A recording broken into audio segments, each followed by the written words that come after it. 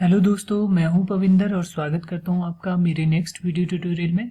दोस्तों, आज के हमारे इस ट्यूटोरियल में हम बात करेंगे पीएचपी के एचटीटीपी गेट मेथड के बारे में।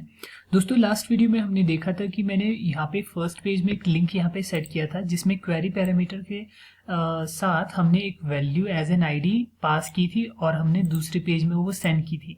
क्वेरी पैरामीटर के बारे में मैंने आपको बताया था कि किस तरह से आप जो है क्वेरी पैरामीटर जो है क्रिएट करते हो। क्वेरी पैरामीटर हमेशा मैंने कहा था ये आता है जो भी आप पाथ पेज का सेट करते हो, उसके बाद क्वेश्चन मार्क और उसके बाद पैरामीटर का नेम आता है, जो भी आपने नेम यहाँ पे देना है।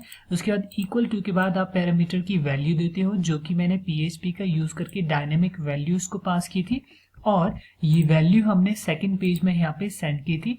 अब ये देखिए, जैसे मैं पेज को रिफ्रेश करता हूँ, यहाँ पे एक लिंक है। इस लिंक पे जब मैं क्लिक कर रहा हूँ तो जो भी वैल्यू है वो यहाँ पे पास हो रही है।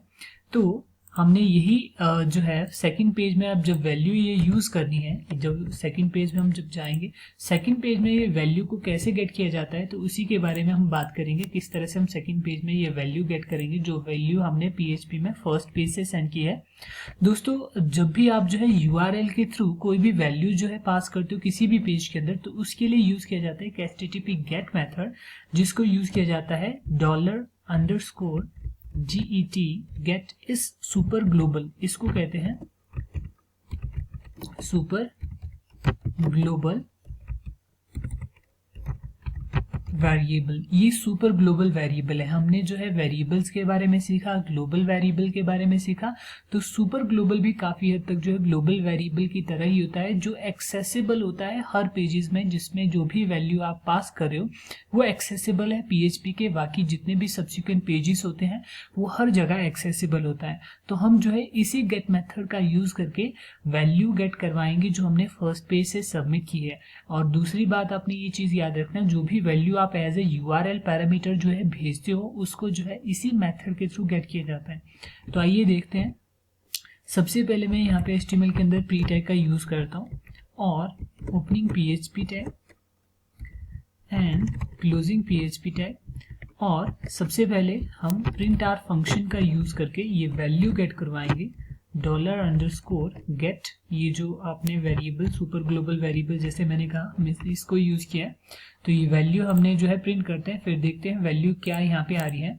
तो मैं इस पेज को रिफ्रेश करता हूँ फर्स्ट पेज। जैसे मैं इस लिंक पे क्लिक करता हूँ, ये देखिए सुपर ग्लोबल मेथड का हमने वेरिएबल का यूज करके जो भी वैल्यू थी हमने ये पैरामीटर यूज किया है आईडी, और इसमें जो वैल्यू हम भेज रहे हैं वो वैल्यू है 1। तो अब ये अगर मैं बात करूं, ये जो सुपर ग्लोबल वेरिएबल आप यूज कर रहे हो गेट सुपर ग्लोबल वेरिएबल, ये वैल्यू स्टोर करता है एज एन एसोसिएटिव एरे की तरह ही वैल्यू जो है स्टोर करता है। जैसे हमने एसोसिएटिव एरे के बारे में बात किया तो वैसे ही जो है super global variable as an associative array की तरह ही वैल्यू स्टोर करता है। तो हमें पता है कि वेरिएबल जो सुपर ग्लोबल एसोसिएटिव एरे होता है उससे वैल्यू किस तरह से गेट की जाती है। तो आइए देखते हैं। मैं यहाँ पे दोबारा ओपनिंग पीएचपी टैग और क्लोजिंग पीएचपी टैग, और यहाँ पे वैल्यू गेट करवाने के लिए सबसे पहले मैं एक वेरिएबल बनाऊंगा जिसमें ये वैल्यू स्टोर करूंगा id इक्वल्स टू $_get, और उसके बाद आएगा यहाँ पे की, जो नेम हमने यूज किया है। जैसे हमने यहाँ पे फर्स्ट पेज के अंदर जो नेम यूज किया है दैट इज id। ये देखिए आईडी हमने यूज किया है, तो हम इसी को एज एन एसोसिएटिव एरे में जैसे की यूज की जाती है, तो जो भी आपने वैल्यू यहाँ पे गेट करनी है और वो स्टोर करनी है इस वेरिएबल के अंदर। और मेरे पास ये जो भी वेरिएबल के अंदर वैल्यू है वो यहाँ पे मैंने स्टोर कर दी है। अब चलिए देखते हैं जरा। मैं दोबारा फर्स्ट पेज में बैक जाता हूँ, मैं रिफ्रेश करता हूँ और यहाँ पे सेव कर देता हूँ। ये देखिए 1 हमें एज एन आउटपुट यहाँ पे आ रहा है। तो जो भी वैल्यू मैं यहाँ पे पास करता हूँ, सच एज मैं यहाँ पे पास करूँ 10, सेव करते हैं और मैं वापस फर्स्ट पेज में जाता हूँ। और जरूर रिफ्रेश कीजिए, अगर आप ऐसा नहीं करोगे ये देखिए डाउन में जो बिलो लिंक आ रहा है वो अभी भी वैल्यू जो है 1 ही पास कर रहा है।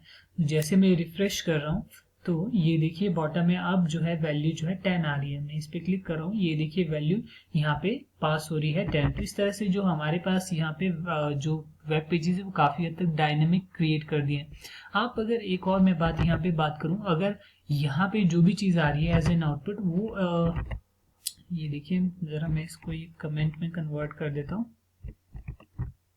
सेव करते हैं। मैं सुपर ग्लोबल एरे को, ये जो प्रिंट आर फंक्शन का यूज़ किया है, मैं इसको दोबारा जो है हटा देता हूँ और रिफ्रेश करता हूँ। ये आ रही है वैल्यू id इक्वल टू 10।